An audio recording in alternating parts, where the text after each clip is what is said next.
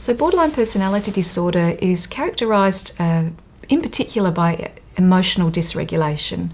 So the person themselves might experience very intense emotion compared to other people, very quick for that emotional response to happen, and very slow to recover from the emotion that they experience.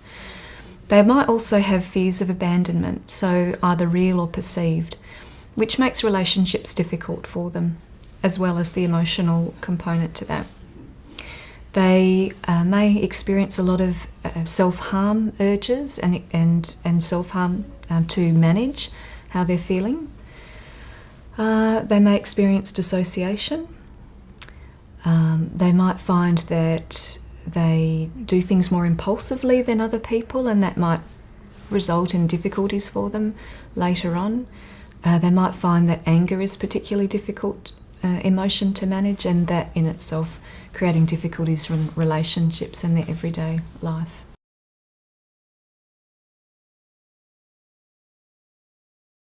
Yes, people can and do recover from BPD. We're very lucky. We have several researched evidence-based treatments that have shown some great results and found people going from a life that's very difficult to live and with a lot of suffering to, I guess, a more happier and fulfilling life.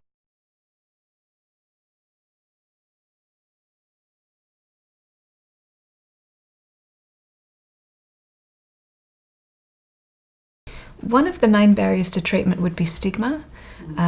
Borderline personality disorder has a lot of myths and misnomers about the condition. People are scared because they don't know how to treat. They don't know how to be effective and helpful to people with the condition. Diagnosis is also a problem. It's very hard to get a diagnosis quickly. It sometimes takes some time for that to become apparent. And also too, people might have other difficulties on top of that. So they might have anxiety or depression or an eating disorder. So that can get in the way of effective treatment if there are other difficulties on top of that. And also, I guess, a lack of information. People seem to know a lot about depression and anxiety, but in terms of borderline personality disorder, that's still not very well known about, read about, and understood.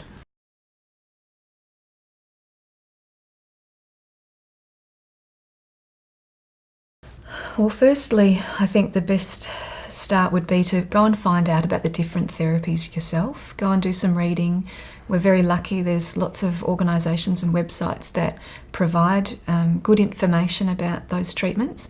Find what might work for you, what looks appealing for you, and then go and look for some mental health professionals and interview them.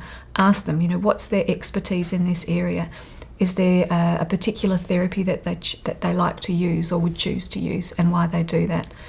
You'd also might like to ask a mental health professional if they would be willing to work with your family and with other people who might be on your caring team. So that might be a doctor or another professional that's helping.